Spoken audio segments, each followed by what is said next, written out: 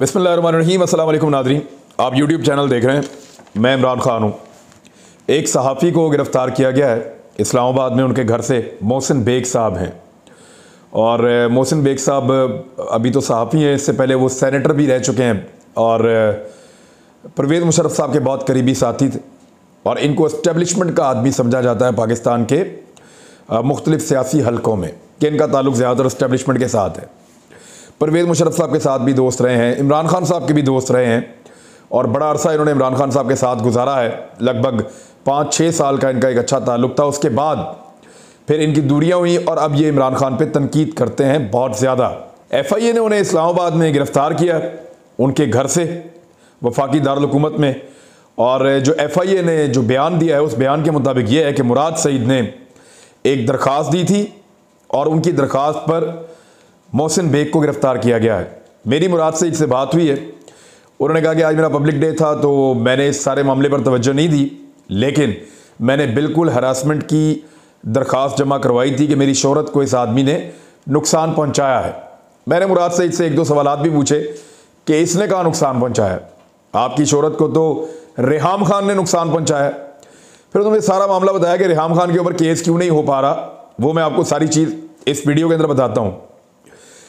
अभी तक जो हकायक सामने आ रहे हैं उनके मुताबिक, एक तो पहले एक प्रोग्राम था, उस प्रोग्राम के अंदर मोहसिन बेग ने गरीदा फारूकी के सवाल के जवाब में ये कहा कि कारकर्दगी तो मुझे पता नहीं है, वो रेहाम खान की एक किताब है और उस किताब के अंदर जो कारकर्दगी, अब रेहाम खान की किताब में मुराद सईद के बारे में या उनकी कारकर्दगी के बारे में क्या लिखा है। बात हो रही थी 10 वज़ीरों को टॉप 10 की रैंकिंग मिलने पर, बात हो रही थी कि मुराद सईद ने पहला नंबर कैसे लिया, तो उसके ऊपर वो ज़ूमानी बात की। ये कहानी आपको मैं पूरी बताता हूँ कि रेहाम खान की किताब में लिखा क्या है। रेहाम खान की किताब को अगर आप निकालें और निकाल कर पढ़ें तो उस पूरी किताब के अंदर मुराद सईद के बारे में कुछ नहीं लिखा। उस पूरी किताब के अंदर मुराद सईद के बारे में कुछ ऐसा नहीं लिखा जिसको आप बदतमीज़ी कहें या जिसको आप ये कहें कि उसके अंदर कुछ ऐसे घटिया इल्ज़ामात हैं। यानी नॉर्मली इसको ऐसे शो किया जाता है जैसे मुराद सईद और इमरान खान के प्राइम मिनिस्टर के नाजायज़ ताल्लुकात हैं। इस किस्म का लोग प्रिटेंड करते हैं और ये तासुर बनाते हैं और इसी वजह से बार बार उस किताब का हवाला देते हैं। लोग करते ये हैं कि कहते हैं रेहाम खान की किताब और फिर मुराद सईद का नाम लेते हैं, प्राइम मिनिस्टर का नाम लेते हैं, तो उससे ये तासुर बनता है कि नाजायज़ ताल्लुकात हैं और वो किताब इस बात को साबित करती है। बात यह है कि अगर किताब के अंदर ये लिखा है रेहाम खान ने, तो ये तो बड़े आराम से जाकर रेहाम खान के खिलाफ बरतानिया में मुकदमा हो सकता है, पाकिस्तान में भी हो सकता है, उनको गिरफ्तार करवाया जा सकता है रेहाम खान को और उनसे जुर्माना वसूल किया जा सकता है, बहुत बड़ा माफ़ी मंगवाई जा सकती है। लेकिन अगर आप उस किताब को पढ़ें तो उस किताब में मुराद सईद के बारे में कुछ नहीं लिखा। ऐसा कुछ नहीं लिखा जिसके ऊपर एतराज़ किया जा सके, जो ज़ूमानी हो, जो कोई करैक्टर असैसिनेशन कर रहा हो या उनके किरदार और उनके करैक्टर के ऊपर कोई उंगली उठाई गई हो। ऐसा कुछ नहीं लिखा रेहाम खान की किताब में। तो मज़े की बात यह है, तो फिर ये एलिगेशन आए कहाँ से? मैं आपको बताता हूँ असल कहानी। रेहाम खान का अच्छा ताल्लुक़ है शरीफ ख़ानदान के साथ और उन्होंने PMLN के साथ अच्छे ताल्लुकात बनाए हैं और बहुत तारीफ़ भी वो करती है इमरान खान के तलाक़ के बाद PMLN के लोगों की। तो रेहाम खान की किताब का स्पॉन्सर मुबैना तौर पे कहा जाता है कि वो शरीफ ख़ानदान है। उनको एक जॉब भी शरीफ ख़ानदान ने लेकर दी थी एक चैनल में और बहुत ज़्यादा पैसों पे लेकर दी थी, लेकिन बाद में वो जॉब छोड़कर बरतानिया चली गई और किताब पे काम शुरू कर दिया। उनकी किताब में मुबैना तौर पे उनको कुछ लोग मदद कर रहे थे जिनमें PMLN के लोग भी शामिल थे। अब रेहाम खान ने उस किताब में कुछ ऐसा नहीं लिखा जिसके ऊपर मुकदमा किया जा सके। इस किताब के आने से कुछ दिन पहले कुछ मवाद जो है उसको लीक किया गया और यह दावा किया गया सोशल मीडिया के ऊपर कि ये जो मवाद लीक किया गया है इसका ताल्लुक रेहाम खान की आने वाली किताब से।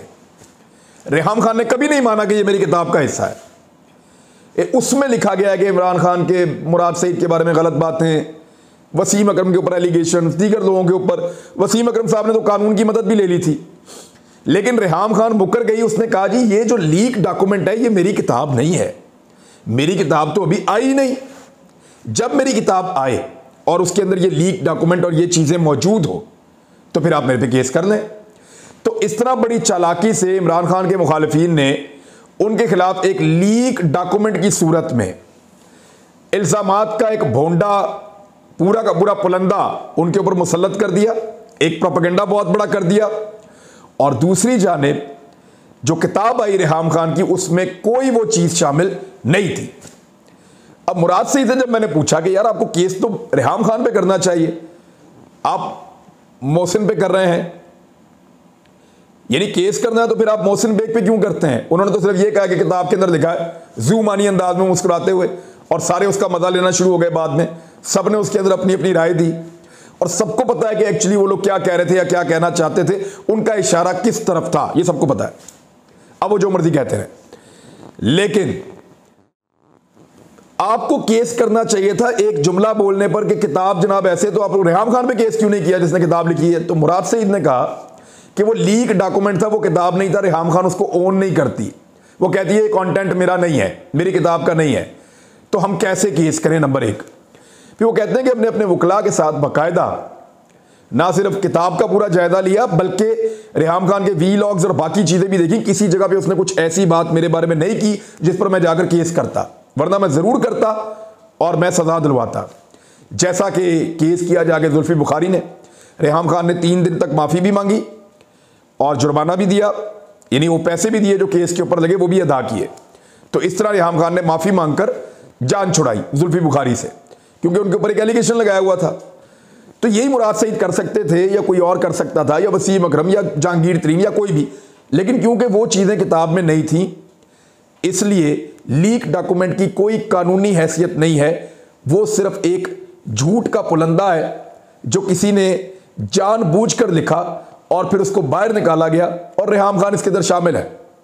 बिला वजह हम कहेंगे वो नहीं है, जो बज़ाहिर दिखाई देता है वो यही है कि शायद ये भी शामिल है, और इस सारों ने मिलकर किया है कि पहले कुछ लीक करते हैं डॉक्यूमेंट, जरा गंद उछालते हैं अच्छी तरह, बाद में किताब में वो नहीं डालेंगे और लोग यही समझेंगे, लोग कौन सा किताब पढ़ते हैं, वो यही समझेंगे कि किताब के अंदर ये लिखा हुआ है। मैं भी पहले यही समझता था, मैंने आज इसको थोड़ा सा तहकीक किया तो पता चला कि किताब के अंदर ऐसा कुछ नहीं लिखा हुआ। अब इस पर जो एक दरख्वास्त दी मुराद सईद ने कि मेरे साथ बड़ी ज्यादती हुई है और मुझे इंसाफ दिया जाए, तो लाहौर में मुबैना तौर पे ये दरख्वास्त दी गई है सुबह 9 बजे, जो इंफॉर्मेशन कोर्ट में से निकल कर आ रही है और मुख्तलिफ सहाफ़ी इसको रिपोर्ट कर रहे हैं। और 1 घंटे के अंदर अंदर जो पुलिस है वो मोहसिन बेग के घर कैसे पहुंच गई, यानी ये तय था कि जैसे ही ये FIR होगी मोहसिन बेग को फौरन गिरफ्तार किया जाएगा, और इतनी जल्दी डाली गई कि उन FIA वालों को यह मौका तक नहीं मिला कि वो यूनिफॉर्म पहन लें। यानी FIA वालों को इतना मौका तो मिलना चाहिए था ना कि वो यूनिफॉर्म पहनते, वो जाके वारंट हासिल करते, वो वारंट लेके उसके घर पे जाते, घर पे जाके वारंट दिखाते, बाहर निकालते, गिरफ्तार करते और साथ लेकर चले जाते। कानूनी तरीका तो यही है ना। यहां पे पहली गलती FIA वालों ने यह की कि उनके बंदे बगैर यूनिफॉर्म के गए, उनके बंदे बगैर अरेस्ट वारंट्स के गए, वो बाद में उन्होंने हासिल किए सब जब सारा ड्रामा हो गया। बगैर अरेस्ट वारंट के गए, बगैर यूनिफॉर्म के गए, और फिर उनको मौका मिल गया मोहसिन बेग एंड फैमिली को। उसके बाद उन्होंने जो किया वो तो सहाफ़ी नॉर्मली ऐसा अब कंडेम ही कर रहे हैं सहाफ़ी उसको भी, कि जब आपको पता चल गया कि ये FIA वाले हैं, उन्होंने आकर ये तो बताया ना कि जी हम FIA वाले हैं, कार्ड उनके पास और चीजें उनके पास मौजूद थी। वो वारंट के बगैर आए थे, यानी वारंट के बगैर अगर कोई मेरे घर में आएगा और मुझे गिरफ्तार करने की कोशिश करेगा, मैं जूता उठा के मारूंगा और सर के अंदर मारूंगा और लिटा के मारूंगा। ये मैं आपको कह रहा हूं, मांगे तो हल करके देख ले कोई। यानी ये मुल्क है कोई, ये बनाना रिपब्लिक तो नहीं है कि FIA वालों ने मुंह उठाया और बेइज्जती हो रही है प्राइम मिनिस्टर पाकिस्तान की। बेइज्जती हो रही है किसकी? FIA की। बेइज्जती हो रही है किसकी? पाकिस्तान की रियासत की। तो रियासत की बेइज्जती कराने वाले इन FIA के जो लोग बगैर वारंट के, बगैर यूनिफॉर्म के, बगैर प्रोटोकॉल्स को फॉलो किए जो वहां पे गए, उनको जूते मारने चाहिए, बल्कि उनके ऊपर मुकदमा करके उनको जेल के अंदर डाल देना चाहिए। मोहसिन बेग जैसे आदमी को जो बैठा हुआ टीवी के ऊपर दिन रात जहर उगल रहा है, उस आदमी को हीरो किसने बनाया? FIA ने जानबूझकर हीरो बनाया। और उसके बाद ये तो जस्टिफिकेशन कोई नहीं है, जब उन्हें पता चल गया ये FIA का आदमी है, वो बाप बेटा जैसे उसको पकड़ के लाए हैं, उनके हाथों में पिस्तौल थे, दंदनाते हुए वो फिर रहे थे, फायरिंग वो कर रहे थे, तो ये तो सारा काबिल मुजम्मत है और गलत है। लेकिन मैं सीरियसली आपको बताऊं कि अगर मेरे घर में या किसी भी शरीफ आदमी के घर में कोई भी बगैर यूनिफॉर्म के पुलिस वाला अंदर दाखिल होता है बगैर वारंट के, तो फिर उसको जूते मारना आपके ऊपर फर्ज है, क्योंकि वो आपके घर के अंदर ट्रेस पास कर चुका है। आप सेल्फ डिफेंस में उसको जूते मार सकते हैं, लेकिन जब आप बाहर निकल गए हैं, सामने पुलिस मौजूद है, FIA मौजूद है, वहां पे आपको फायरिंग करने ये बिल्कुल गैर जरूरी था। ये तो सिर्फ बदमाशी है कि आप सर में भी मारें और आप फायरिंग भी करें और फिर आप टेरर भी फैलाएं और अपना आप बताएं। तो वो जो बंदा वीडियो बना रहा था उसके ऊपर भी सीधा जो है वो पॉइंट किया पिस्टल को। यानी मैं आपको छोटा सा एक वाकया बताता हूं, मैं ये इसलिए कह रहा हूं कि ये किसी के साथ भी हो सकता है। मेरा मॉडल टाउन में मैंने एक घर लिया हुआ था किराए पे, वहां हमने ऑफिस बनाया हुआ था और मैं उस घर के अंदर मौजूद था। वहां पे हमारे कुछ एम्प्लॉयज थे जो साथ आते थे। अचानक किसी एम्प्लॉय का किसी के साथ कोई फड्डा था, कोई मामला था, तो पुलिस वाले एकदम अंदर घुस आए और विदाउट यूनिफॉर्म अंदर घुस आए 3-4। तो उसको आगे पकड़ के खींच रहे हैं, वो उधर से आवाजें दे रहा है। मैं अपने कमरे से निकल कर आया, मैंने पूछा ये क्या हो रहा है? तो उन्होंने कहा जी ये हम इसको लेकर जा रहे हैं, ये पुलिस है। हम मैंने कहा रुको 1 मिनट। उन्होंने मुझे पहचान लिया। मैंने कहा आप पुलिस वाले हैं तो अपना कोई तारुफ करवाएं, बताएं क्या है। आप दरवाज़ा नॉक करे बगैर कोई टाप के आ गया, कोई ऐसे आ गया, ये क्या है? तो उनके पास कोई अपनी वो शो नहीं कर रहे थे मुझे अपनी आइडेंटिटी कि किस थाने से आए हैं, कहाँ जी CI हैं हम। तो मैंने सबसे पहला काम ये किया, मैंने अपने वहाँ पे बंदों को कहा, लड़कों को मैंने कहा ये दरवाज़ा लॉक करो, बंद करो दरवाज़ा। वहीं पे ग्राउंड में बैठा लिया चारों पुलिस वालों को ज़मीन के ऊपर, और फिर पुलिस को बुला के उनके हवाले किया उन चारों को मैंने। तो ये जिसके घर में भी घुसेंगे इस तरह बगैर वारंट के और बगैर इस तरह बदमाशी करते हुए, आगे से शरीफ आदमी यही करेगा, कोई भी बंदा। लेकिन मोहसिन बेग ने जो बाहर आके सड़क के ऊपर किया वो गैर जरूरी तमाशा था और वो नहीं लगना चाहिए था। FIA मुजरिम है इमरान खान की और मुराद सईद की। आज मुराद सईद की तौहीन हुई है मैं मानता हूं, प्राइम मिनिस्टर की भी हुई है मैं मानता हूं, लेकिन जिस गंदे और भोंडे तरीके से इन्होंने इस केस को डील किया है, तो FIA वाले को जो अब पकड़ के मजीद सजा देनी चाहिए कि यार तुम्हें कौन सी इतनी जल्दी थी? तुम यूनिफॉर्म पहनो, तुम वारंट्स लो, कानूनी तरीका अडॉप्ट करो, मकामी पुलिस को इन्फॉर्म करो, जो SOP बने हुए हैं कानून के मुताबिक उनके मुताबिक जाके गिरफ्तारी करो, ताकि मोहसिन बेग उस वक्त अगर गन निकालता तो फिर सारी दुनिया उसके ऊपर थू थू कर रही होती।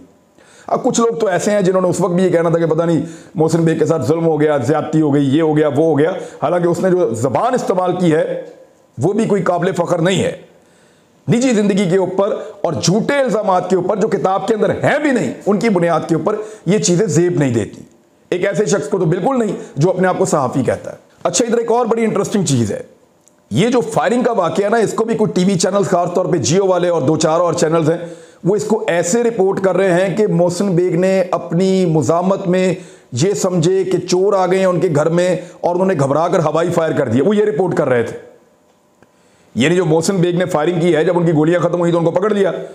तो एजाज सैयद साहब हैं और दूसरे कुछ सहाफी हैं, वो इस तरह रिपोर्ट कर रहे थे जैसे मोहसिन बेग को पता ही नहीं था कि उनके घर में कौन आया। हालांकि जिस वक्त उन्होंने गोलियां चलाई उस वक्त उनका हाथ उल्टा वाला जो है वो FIA वाले के कॉलर के ऊपर था, यहां से पकड़ा हुआ था, दूसरी तरफ से उनके बेटे ने पकड़ा हुआ था। दोनों के हाथों में पिस्टल थे, एक पिस्तौल उनके बेटे के हाथ में था और एक मोहसिन बेग के दाएं हाथ में था। और फिर उसको अपने साथ पकड़ के उसको नीचे बिठा के जिस वक्त सामने पुलिस आ चुकी थी उस वक्त फिर उन्होंने फायरिंग की है। चोरों से डर के हवाई फायरिंग तो ऐसे होती है ना कि अचानक आपको रात को पता चले कि आपके घर के अंदर कोई चोर आ गए और फिर आप ये सोचे कि वो बाहर फिर रहे हैं, तो आप अंदर से खिड़की में देखो 2 फायर कर देते हैं हवाई, चोर डर के आपके भाग जाते हैं। अब आपने बंदा पकड़ा हुआ है, वो बंदा आपको बार बार कह रहा है मैं FIA से आया हूं, उस बंदे को आप घसीट के बाहर लेकर आते हैं और बाहर लाने के बाद जो आप करते हैं, अब ये बदमाशी है, ये सेल्फ डिफेंस नहीं है। जो बाहर आगे मोहसिन बेग ने और उनके बेटे ने किया वो सेल्फ डिफेंस नहीं है, वो बदमाशी है और सीधी सीधी बदमाशी है। मरियम नवाज साहबा ने इस पे 2-3 ट्वीट्स किए हैं, एक आधे पे मुझे बिल्कुल इत्तफाक है, जो वो बात कर रही हैं वो बात ठीक है। देखिए, मैंने पहले भी कहा था कि सबके ऊपर यही उसूल लागू होता है कि निजी जिंदगी के अंदर ना घुसे। तो मैंने देखा निजी जिंदगी में लोग घुसते हैं, कुलसूम नवाज की निजी जिंदगी में घुस रहे थे, वो बीमार थी। इसी तरह लोग जो हैं वो मरियम नवाज की निजी जिंदगी में घुसते हैं, लेकिन वो पॉलिटिकल लोग हैं।